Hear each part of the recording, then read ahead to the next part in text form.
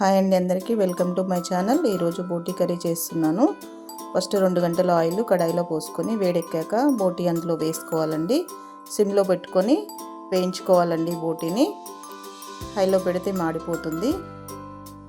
ఈ బోటీని తెచ్చుకున్నాక వేడి నీళ్ళల్లో వేసుకొని నీట్గా కడుక్కొని ఒక 2 సార్లు వాష్ చేసుకోవాలండి. తర్వాత ఇలా చేసుకోవాలి. ఫ్రై చేసుకుంటే చాలా టేస్టీగా ఉంటుందండి. బోటీలో సొరకాయ వేసుకోవచ్చు, టమాటా వేసి కూడా చేసుకోవచ్చు. చాలా టేస్టీగా ఉంటుందండి ఈ కర్రీ. ఇలా వాటర్ వచ్చాక ఒక 5-6 పచ్చిమిర్చీలు వేసుకోవాలి. తర్వాత ఒక 2-3 స్పూన్ల గార్లిక్ పేస్ట్ వేసుకోవాలి. తర్వాత ఒక స్పూన్ పసుపు వేసుకోవాలండి. కారం టేస్ట్ తగ్గట్టు వేసుకోవచ్చు. కారం, ధనియాల పొడి వేసుకోవాలి.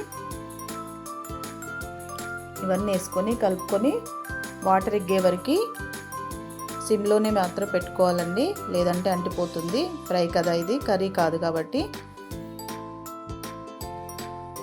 దీన్ని బాగా డీప్గా కూడా చేసుకోవచ్చు, కలుపుకునేలాగా కూడా చేసుకోవచ్చు. నేను ఆనియన్ వేయలేదు ఇందులో. ఆనియన్ వేయకపోతే ఒక రోజు ఉంటుందండి, ఒక 2 డేస్ వరకే ఉంటుంది. కర్రీ పాడవదు. ఇలా ఆయిల్ తేలే వరకు ఉంచుకోవాలండి. 2 స్పూన్ల సాల్ట్ వేసుకోవాలండి. తర్వాత ఒక గరం మసాలా 1 స్పూన్ వేసుకోవాలి. వేసుకొని కలుపుకోవాలండి. ఇలా ఆయిల్ పైకి తేలే వరకు ఉంచుకోవాలండి. ఇంకొంచెం డీప్గా ఫ్రై కావాలనుకుంటే ఇంకొంచెం డీప్గా కూడా ఫ్రై చేసుకోవచ్చు. దీనికి ఆయిల్ కొంచెం ఎక్కువగానే పడుతుంది.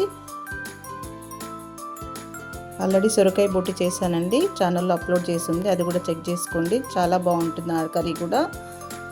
తర్వాత లాస్ట్లో కొత్తిమీర వేసేసుకొని దింపేసుకోవాలండి. చాలా టేస్టీగా ఉంటుంది కర్రీ. ఒకసారి ట్రై చేసి చూడండి. ప్లీజ్ లైక్ చేయండి, షేర్ చేయండి, కామెంట్ చేయండి. థ్యాంక్ యూ అండి.